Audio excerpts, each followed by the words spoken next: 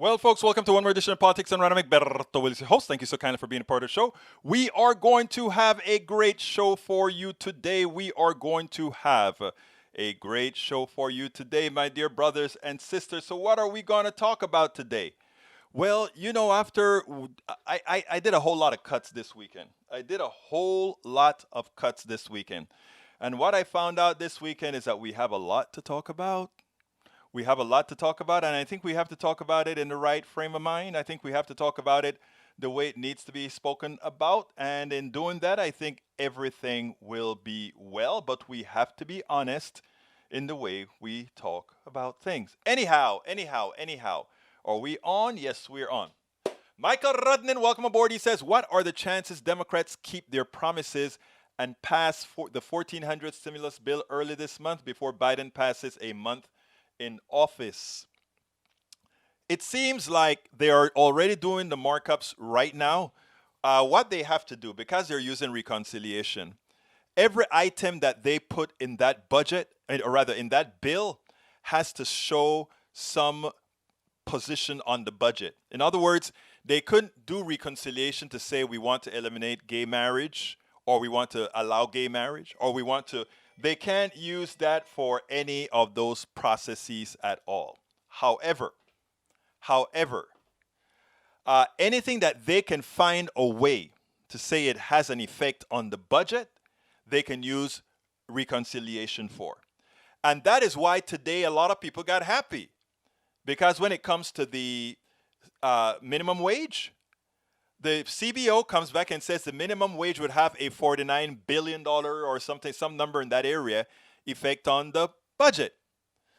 A lot of people say, oh my God, that's a lot of money.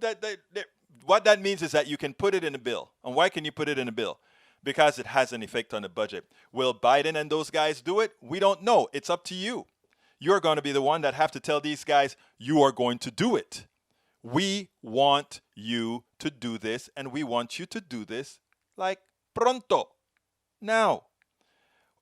Many people generally don't feel empowered, but we are empowered more than ever. And but many people don't want you to yet understand what this election here proved. This election that we just had proved how empowered the American populace is. And that scared a lot of people, and you must continue scaring a lot of people. Because you know what? You are empowered.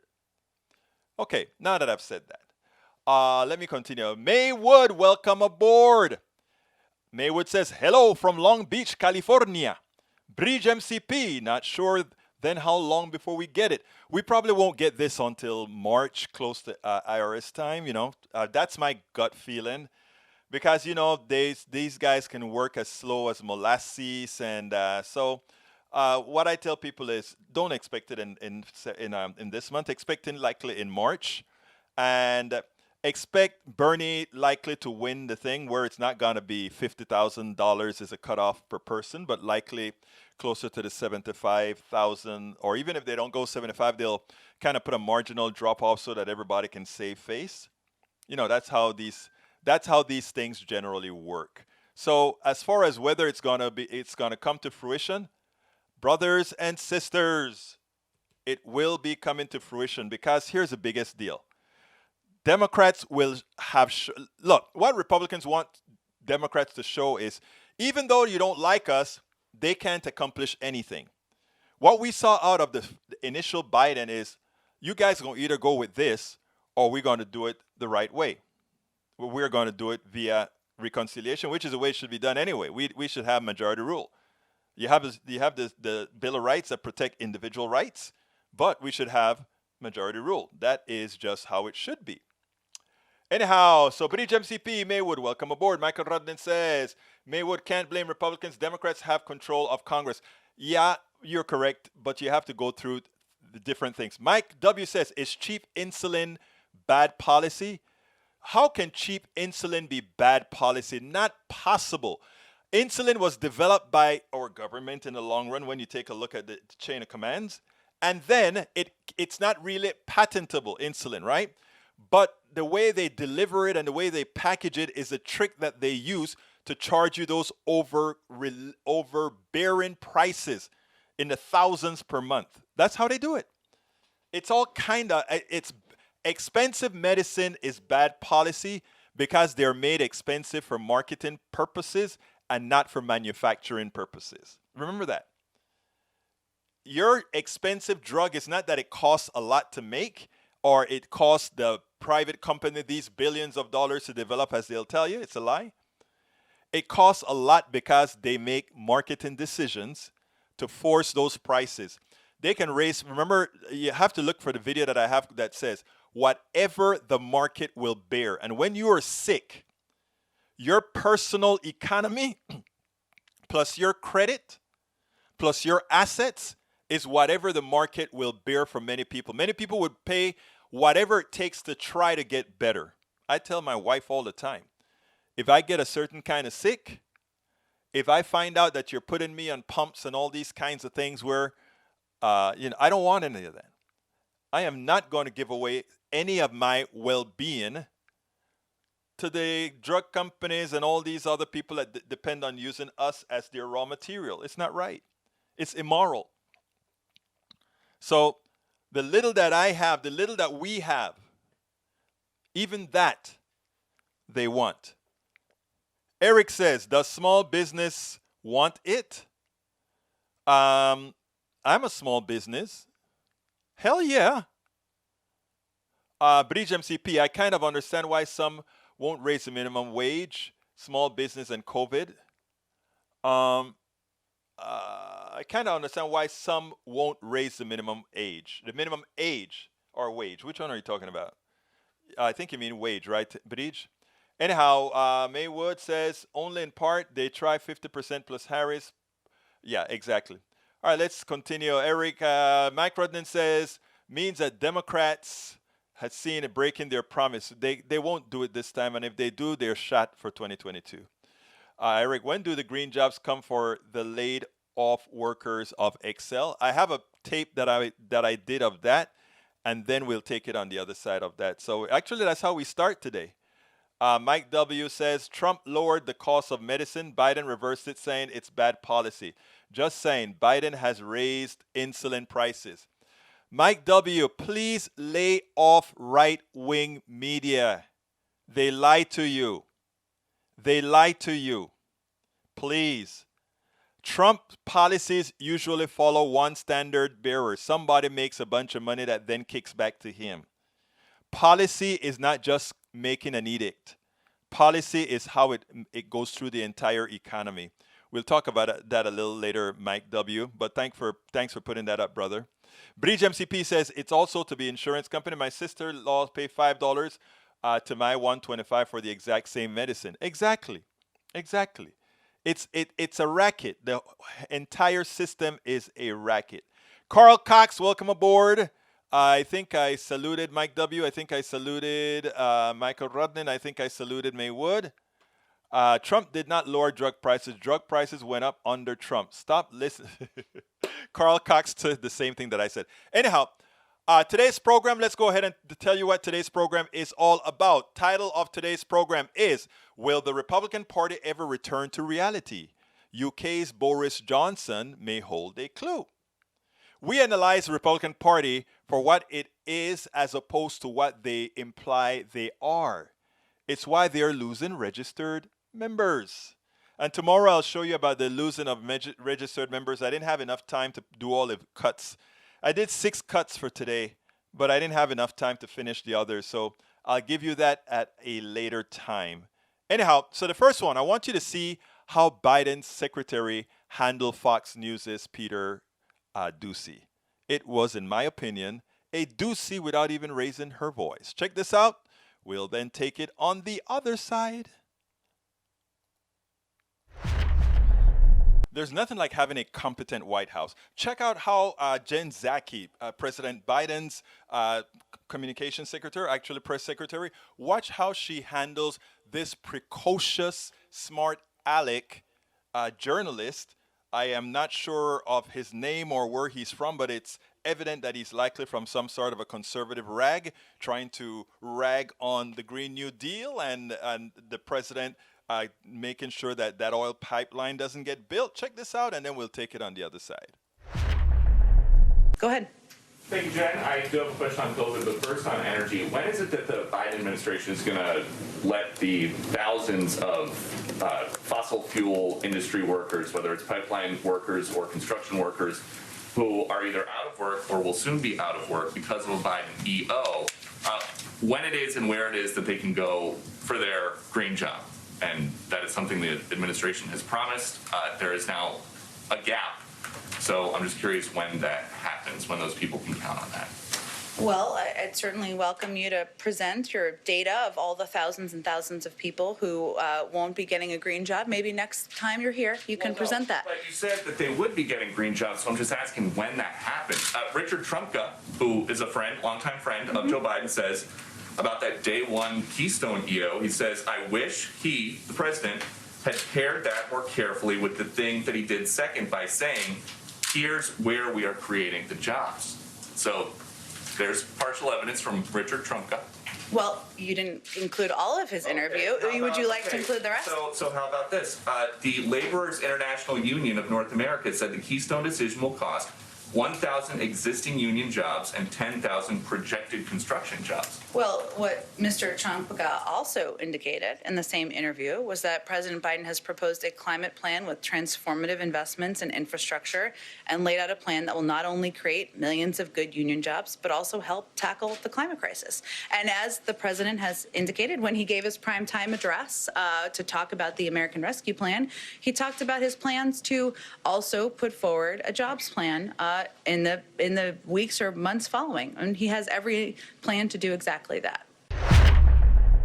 Now, was that beautiful or what? She did two important things. When he goes out and he says, where are the jobs, but a lot of people are saying that a lot of jobs are being lost. Jen was very cool. She just said, what's the proof that you have? Maybe next time you'll come with the proof that says X amount of jobs were actually lost for the action that I take. Because, as you know, the pipeline isn't going to create a whole lot of jobs, and that is just to push oil through to the Gulf Coast and go somewhere else. So it does nothing for Americans. It does everything for the corporations. Secondly, she lets him hang himself. He goes ahead and he talks about what Trumka, the great union leader, had to say, that he wishes that Biden would be more specific in when the jobs are going to be created, et cetera, et cetera, et cetera. And he tries to make it look like what Trumka said was a pejorative. Well, she let him keep talking, and then she says, why don't you say what the statement actually said? And it turns out that while there will be a few union jobs lost from the pipeline, millions of jobs get created from the Green New Deal, from green jobs, et cetera, et cetera. Now, when you have a prepared press secretary, that is excellent for your administration because it prevents the cauterization of fallacies. It prevents them from putting into the ethos a lie that gets multiplied by generally lazy journalists who just take the top line. And that is what Jen Psaki did today. She made sure that the whole story got told, and not only that the whole story got told, that everybody saw that this was just a precocious, smart aleck journalist who really was just sort of a stooge for the plutocracy. A stooge for the plutocracy. Look, the truth of the matter is this. The pipeline was going to create a few jobs, 100 jobs or so, 1,000 jobs or so total if you do the whole length of the line. And when the build-out was done, you know what happens after that? When the build-out of that pipeline is over, it's automatic. It sends oil through the pipeline to the Gulf, and that oil doesn't stay here in the United States. It goes away. It goes out, it burns into the air, and it comes back to us, of course, as carbon dioxide and toxic fuels. That's what really happens.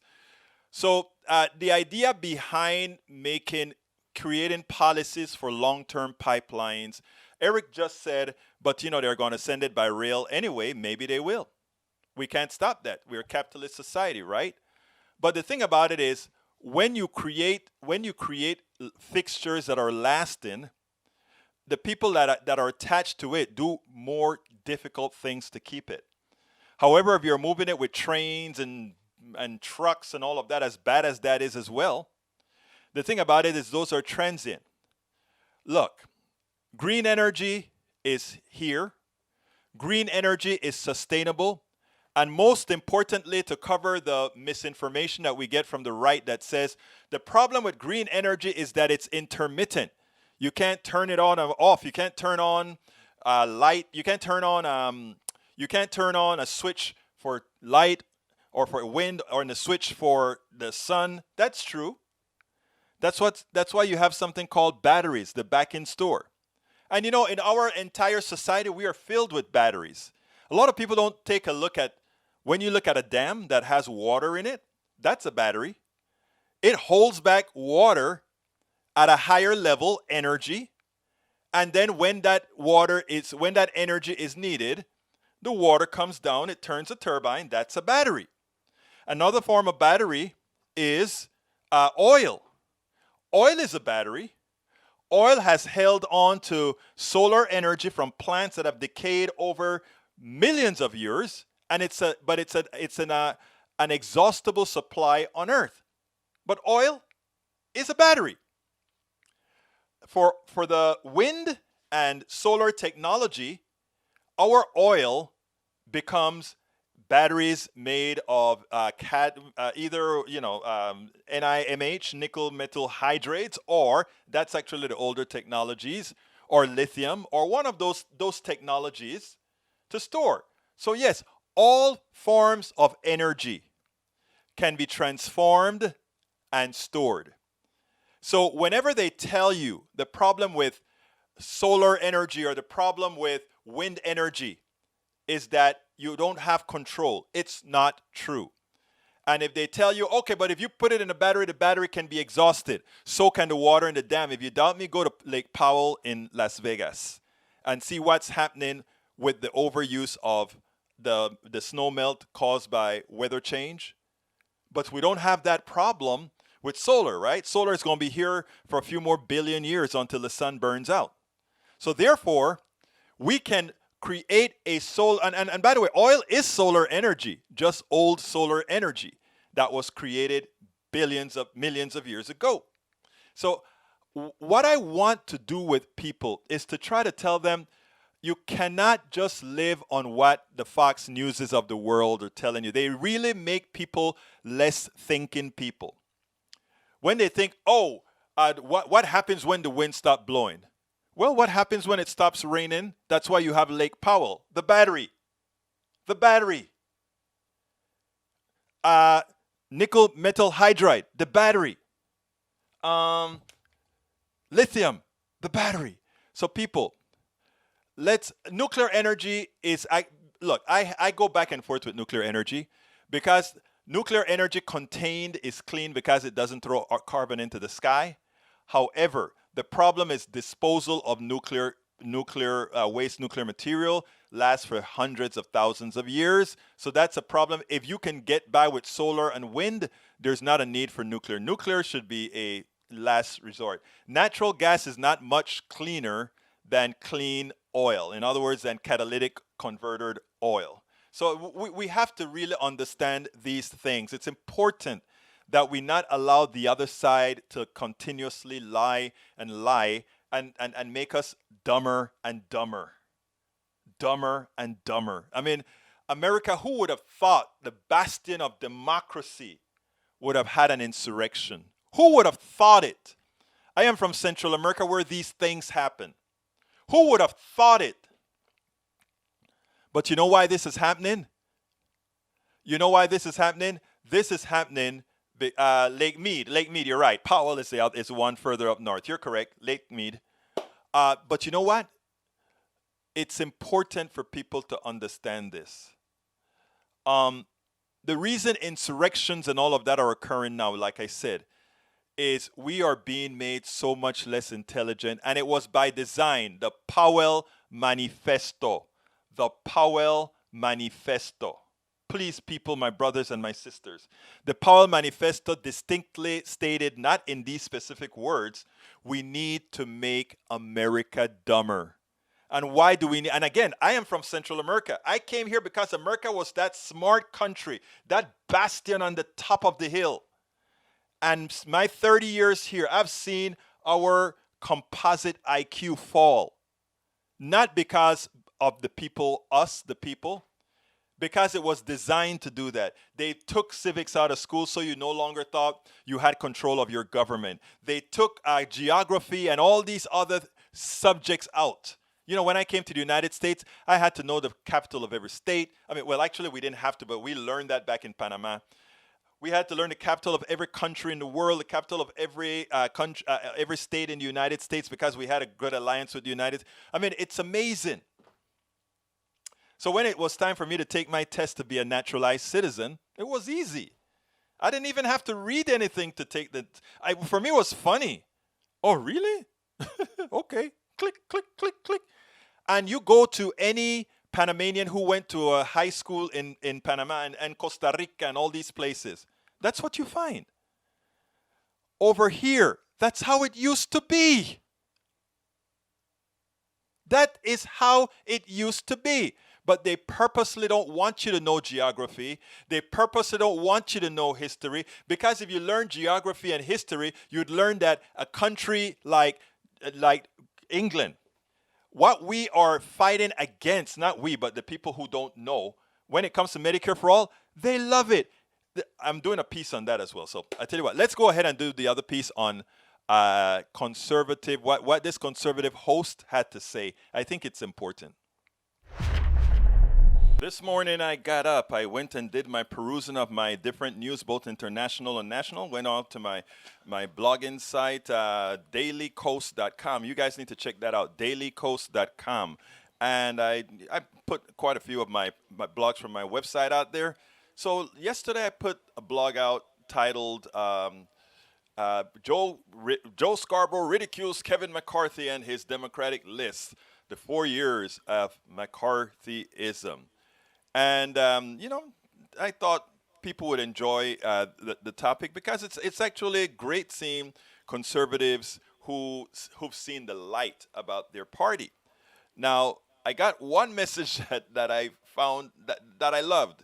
It came from someone called Euphrates on Daily Coast. And Euphrates said, Nicole Wallace wins Pundit of the Day. This is as close as I remember to what she said on her MSNBC show. Then I said, hey, please show me the piece. I want to see the piece because I want to write something about it. And the person showed me the piece. So I want to give some kudos to Euphrates for bringing this up so that you guys can see. And what is it that you guys are going to see? Nicole Wallace telling an inconvenient truth. Check this out. Here, Charlie, but I have to say, as someone who worked in Republican politics my whole life, the left was right about everything. They were right that Donald Trump got so much attention. The media helped propel him, and I'm part of it, so I'm not blaming anybody. I mean, the left, which has been covered and people tried to brand them as the radical left, they've been right about everything. And any attempt to say there were two sides here is dead wrong. The Republicans have greenlit the conspiracy theorists in their ranks by a vote of 199 to 11. End of story. What's amazing is that I have seen a whole lot of true conservative Republicans who decided that they will not follow the path of destruction. We have Steve Schmidt, who actually became a Democrat. I don't know if Nicole Wallace became a Democrat. I know what she has become is a woman who is aware and a woman who's outside of that bubble that forces you to do a whole lot of things that most people knows wrong. We are at a tipping point here in this country. That's the reality. We are at a tipping point. And nothing is guaranteed right now. I don't know if people realize how close we came to losing the democracy. These guys' intents were to get rid of the power structure in Congress, which would have led Donald Trump to declare martial law. And who knows how long he would have kept martial law. Let's be clear here. There was a plan.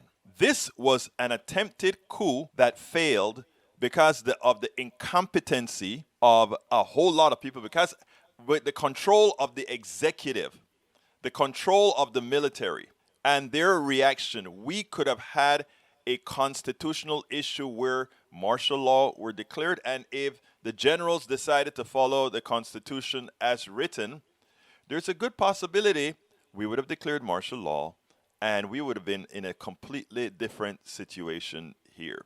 That is clearly the intent. Now, there's a possibility that if we don't get our act together now, progressives, Democrats, and deliver for the people, that they take a chance again on another, not an ideologue, on another fascist, but a competent one. And our structures, our constitution is so weak that a competent fascist could actually take hold. What Nicole said about the left being right is important, but there's one thing she needs to say. The left needs to stop being right and start being right and effective and govern without fear. Get rid of the filibuster, make DC the 51st state, make sure we get Medicare for all, make sure everybody's health care is taken care of this year and going forward, make sure we have a Green New Deal that starts employing people immediately. This job, courtesy of the Green New Deal. Job courtesy of the Green New Deal. I want to hit up one thing real quickly, and that is para ver. I think Eric said something. Wind turbines use fossil fuels for construction and operation. Yes, it does. You know why? Because right now we don't have enough turbines that's generating the electricity to run the factories that build the turbines. But as we get more turbines, more of the electricity would have been generated by the turbines. And after it's generated by those turbines, we would have turbines, electricity making turbines. You have to start somewhere. And we're not saying you leave fossil fuels immediately and go to zero. And also fossil fuels will always be used because fossil fuels are not only used to burn. We use fossil fuels in a lot of other chemical reactions for important things for society. Things that don't throw carbon into the air, however. We use fossil fuels for a lot of things. We just are going to start using a very small amount of it that won't throw it up into the sky. Look, the right wing has something that is true. Back in the early days, millions of years ago, the Earth had a lot more carbon. And yes, look, it goes in cycles, right? So there was a lot more carbon. And there's a lot more greenery because it was a changed Earth. The question is, we don't have the infrastructure for a more carbon-like planet. Not only that, a more carbon-filled air is a much more violent air, which means more storms and that sort of a thing. Is that the life that you want? We can't sustain an economy in that, but that's for another subject. Let's go ahead. It's 3:31. Let me go ahead and do my pitch real quick. If you are on YouTube, we're halfway through the show. If you're on YouTube, please consider supporting our program. I ask you this humbly. Become a part of our PDR posse, named by one of our members right here, which is Bridge MCP. She named it PDR posse, stands for Politics and Right Posse. Click that join button, become a member. If you become a member right now, I'll call you out right now. And by the way, that cup that you see on the screen, guess who designed it? Bridge MCP, because that is what we stand for. It doesn't matter what, how I come across, how our brothers and sisters in the room come across. The fact that we are here means that we want to communicate with everybody. And it's not common ground that we're looking for, is having dialogue what we're looking for. We are going to come to common ground on certain things, and there are certain things we're not going to come to common ground on. I can't come to common ground with my wife on everything. Am I leaving my wife, or is my wife leaving me? Well, babe, are you leaving me? I don't think you are. So that, this common ground thing is a fallacy. Policy is what's important, right?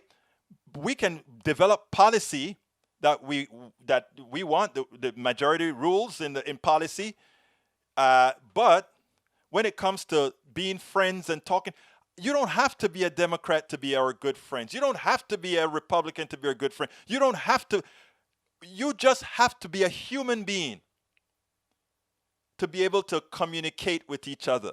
That's all. And it's not all that difficult. When I'm in Starbucks with all my Trump allies and my old-time Bush allies, I don't hate them people. These are good people too. Now, sometimes I have to remind them that when they're voting for Trump, they're voting for white supremacists, and assuming that they consider me a friend, remember that they're voting for somebody who doesn't have my best interests at hand. And in voting for him, they are, in effect, many times being selfish. And I tell them that to their faces. Does that mean that I am not going to be a friend of theirs? No, because the way they're wired to think, they're thinking, I'm not really doing you harm, McBurdo, because he doesn't there's all kinds of stuff. So what I'm saying, what Bridge MCP wrote on that cup is true. That's what we try to do. We put all these things together. We're all in the same boat. We got to live together. Anyhow, so please, if you are on YouTube, consider clicking that join button. If you join right now during the show, I'll call you out. And consider getting Bridge MCP's cup. I think I have the cup right here. You can get Bridge MCP's cup right here, the one designed by Bridge MCP in support of Politics Done Right. That's the link to get her cup. And if you are not on YouTube right now, you can still become a part of our YouTube posse by clicking on this link right there that takes you directly to become a YouTube posseer. And by the way, that book on the screen now, it's worth it. A lot of people say, why do you keep talking to other people? It's worth it. It's worth it. I love to talk to everybody, even to my brother Lee Grant, my conservative brother Lee Grant, who just says the level of government and reach. I don't know what you must be talking to somebody else, Lee Grant. Anyway, so you can go ahead and go to that link that I put out there, politicsdoneright.com/YouTube. Of course, you can become a Patreon of Politics Done Right by going to this link right here, politicsdoneright.com/Patreon. Patreon is spelled Patreon. Egberto, why do you always spell that out? Because this is also on podcast. We got thousands of listeners on podcasts, and we have to make them understand because they're not seeing what's on the screen. So again, that is politicsdoneright.com/Patreon to become one of our patrons, or you can always support us via PayPal as well. That is politicsdoneright.com/PayPal.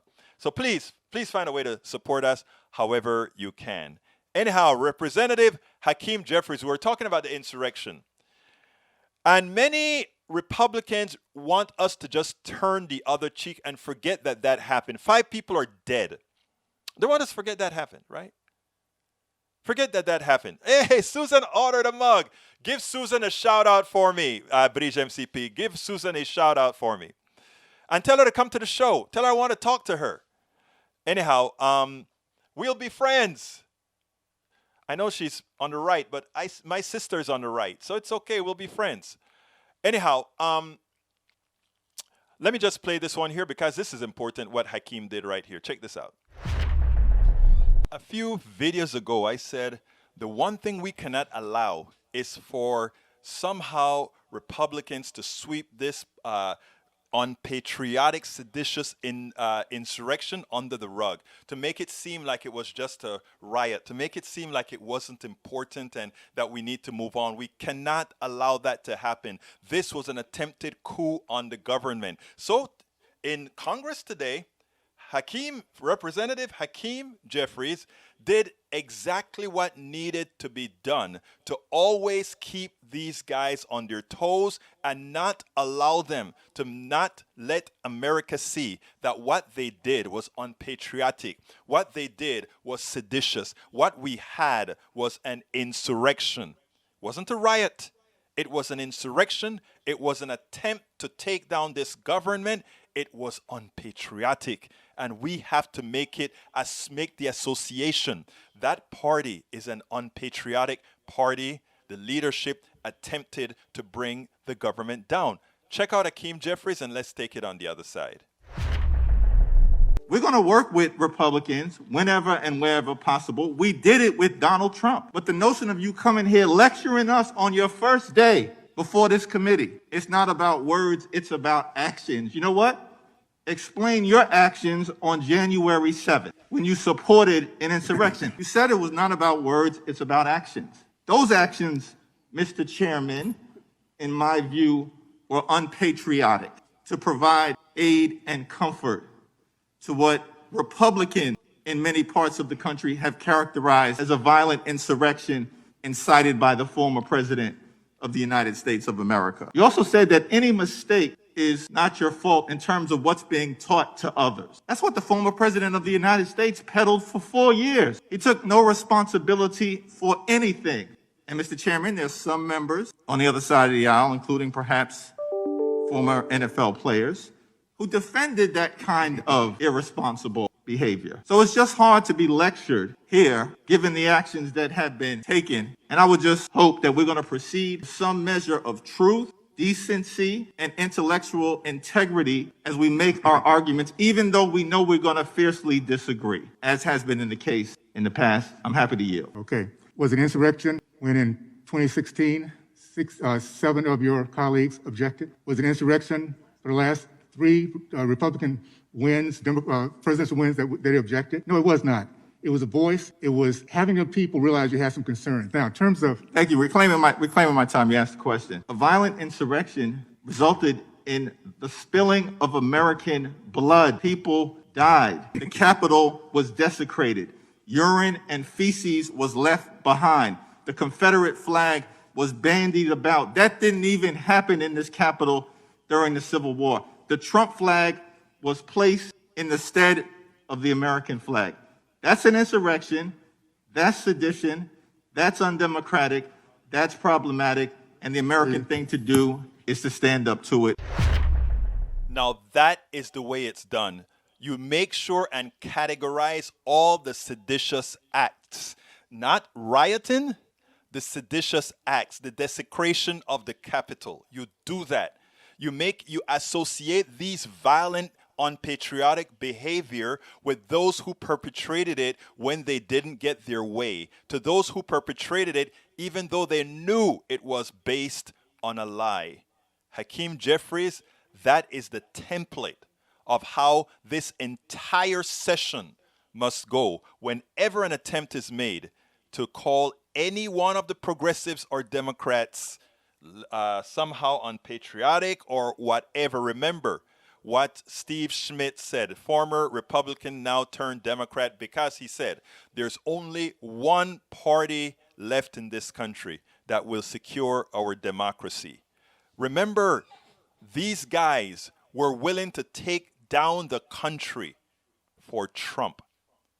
Someone that's not even worthy for party for Trump. Okay, hey, Sue, I am so sorry. Please accept my apologies. Sue, when I said, oh, she's on the right, I read it wrong. Sue, a proud progressive, a proud Democrat. Thank you so kindly, Sister Sue. Okay, let's see. Let me see. I'm going to be running low on time, but I still want to answer some of the stuff that I saw. Let's see. Para ver. Lee Grant says the level of government outreach, the government reach into our personal and professional lives that Egberto seeks is better suited to be delivered by a benevolent dictator, a monarchy, or a sort of progressive Führer. That's amusing, brother. Lee, you're a poet, man. You know, I tell you what, Lee, you need to write me a blog post. You know, we have several people in this room right now that have written blog posts, and they are published at egbertowillies.com as well as politicsdoneright.com.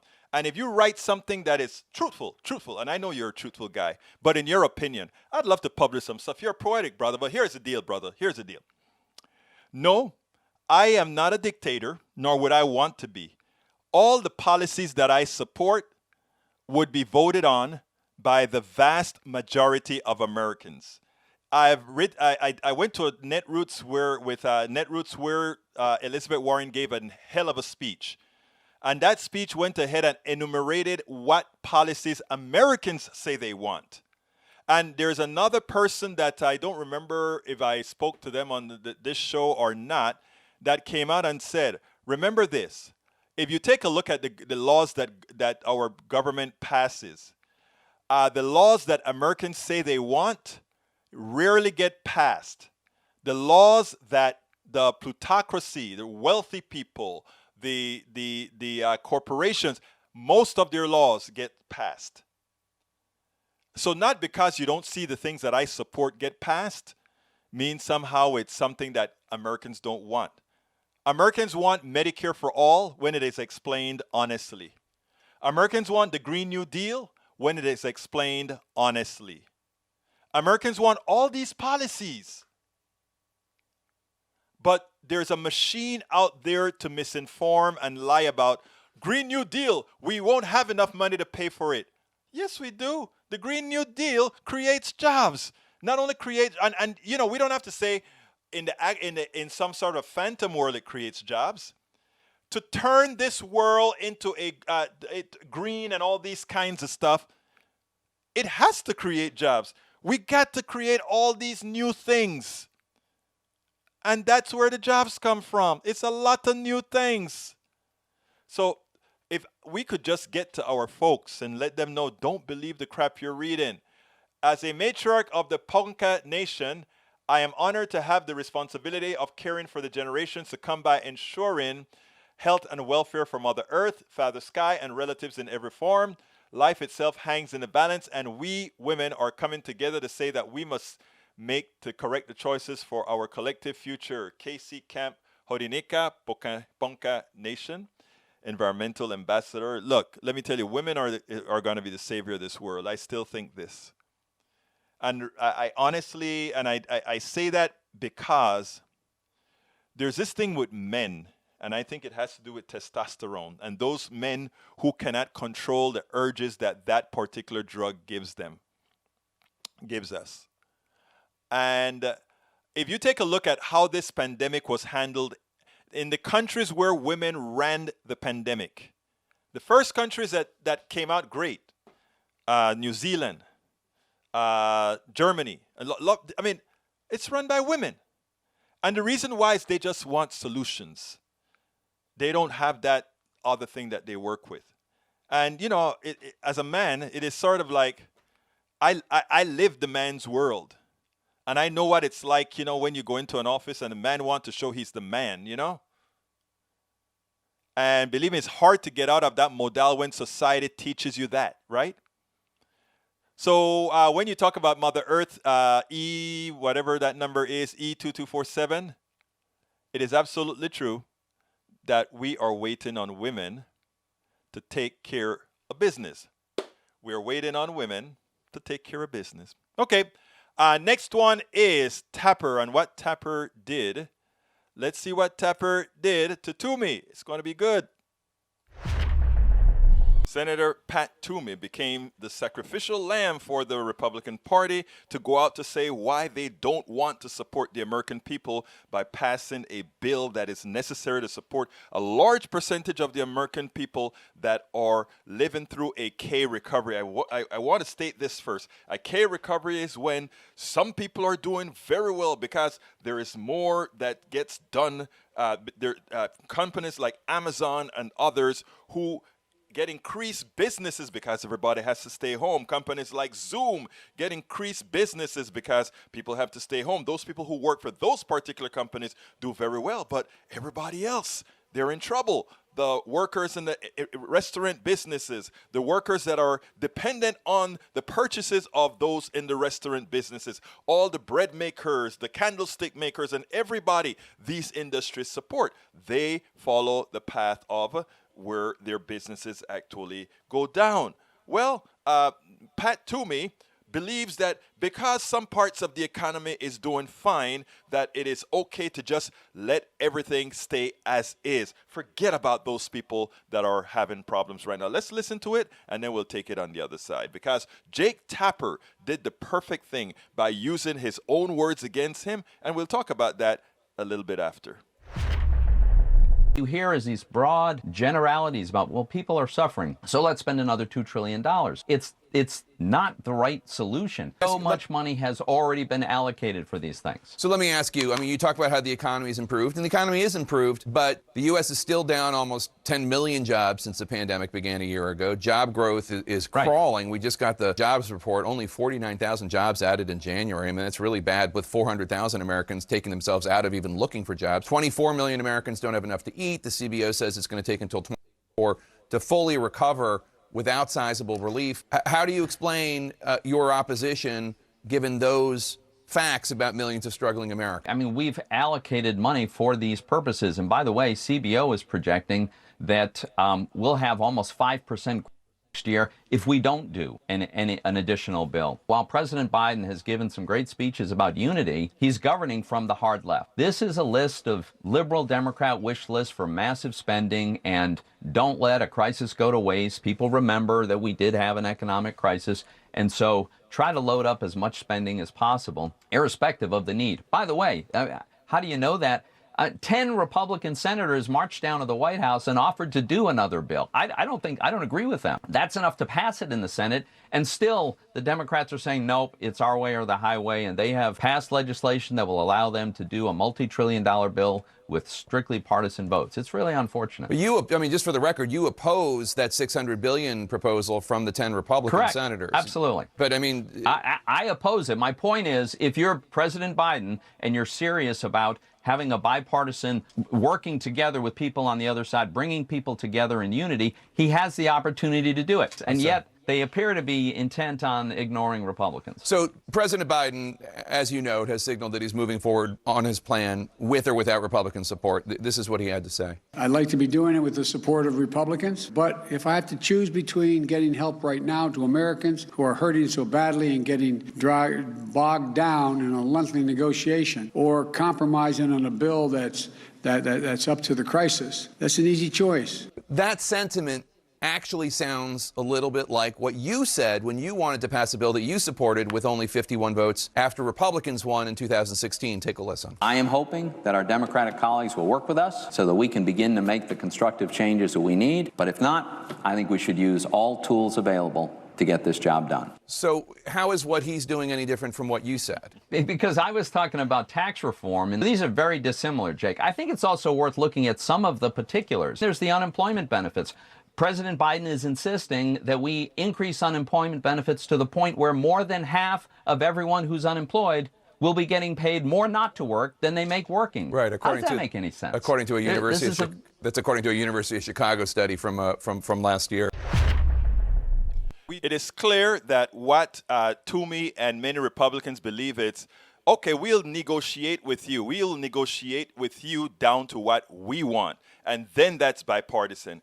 Then that's unity. In other words, you won, but it's not about you giving the people what you promised them and won with. It's about unity when we are in control. And the great embarrassment there is when Jake Tapper showed to me, hey, look, when it happened to be tax cuts, you want to say, if the Democrats don't want to come along, we're still going to give the wealthy, we are still going to give the plutocracy all the money that they want. But when it comes to helping the average American citizen, to hell with them. Let them eat cake. Let them wait till the economy decide to recover on its own. Let's make sure that we do the same thing that we did to Obama that we're going to do to Biden. Hey, but wait, he has 10 Republican senators. He could work with those 10 senators. And you know what?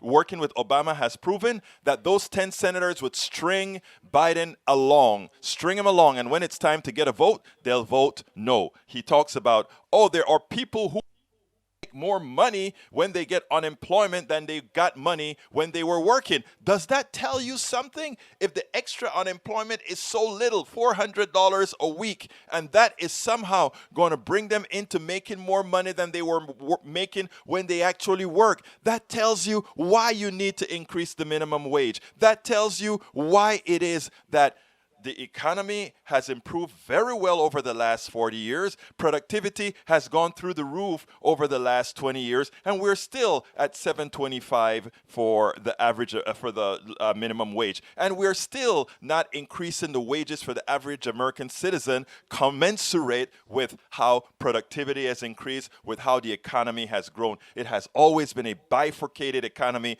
that only helps a few. And what Biden and these plans are doing are saying, yes, we have a crisis, and the crisis isn't solely COVID. The crisis is economic. The crisis is the environment. The crisis is much, much more. And we are going to start taking care of it now, because we finally have an administration in power that will say, let's take care of the average American citizen and not just a select few. And not just a select few. So, so, so important.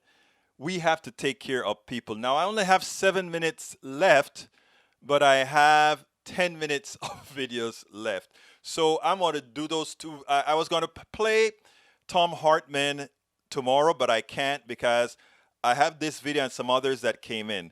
But those of you that are members of the PDR Posse, if you click on that join button, that the video has been up for Tom Hartman since Friday. You can actually go watch the Tom Hartman video before everybody else, so that when you come to the room, you can chat around and not have to watch the video live and just say, let's go ahead and chat with Egberto while the video is going or whatever. But yeah, so please consider joining our PDR Posse by clicking on the join button. Click on that join button and become a part of our PDR Posse. Let me go ahead and answer some of these calls before I do my last ask. Mike Cisak says, you don't fix wages by artificially forcing them up without fixing the cause of higher living expenses. But we know what the cause of living expenses are. It's capitalism. How? The definition of capitalism is the following. The efficient allocating of resources, okay, to maximize the profits of the shareholders. So therefore, whatever it takes to maximize the profit of the shareholders is what we will do. And what does that entail? Increasing prices on everyone that we have power over to increase prices. Let's give an example. Earlier, somebody talked about insulin. Insulin, they want to charge out on $1,000 a month now for insulin, or I don't know, some big number. Okay? Check this out. And I did a piece on this, whatever the market will bear.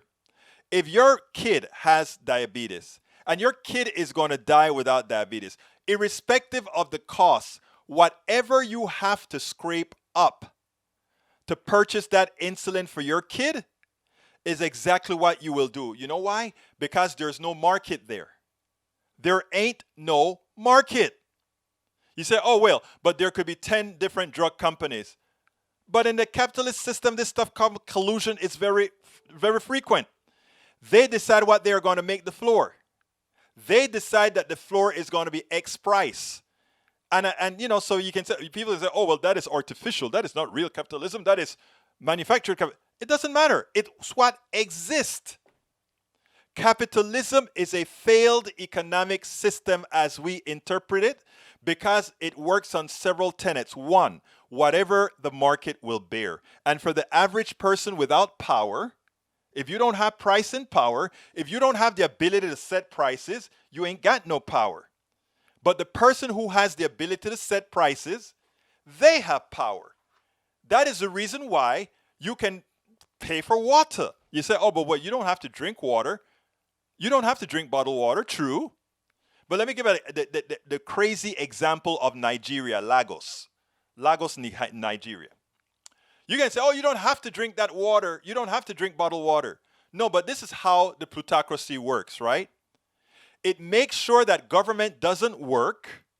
In the case of Nigeria, they cannot get good potable water all throughout Nigeria. So therefore, Nestle runs into Nigeria with bottled water, and the biggest thing in Nigeria is bottled water, right? Why? It costs people so much more. But if you destroy government, which gives you water at processing costs, which is pennies for thousands of gallons of water, then what happens is the corporatocracy comes in. And then they take you for all you are worth, whatever the market will bear. And when Mike Cisak says, when government artificially caps which companies can make insulin, you get a monopoly status in the market so that they can then set prices. Government doesn't stop any one of these companies from making insulin. As long as they make a product that doesn't kill somebody, you can do it. Any company in this country right now, if they want to make insulin as a drug company, they don't.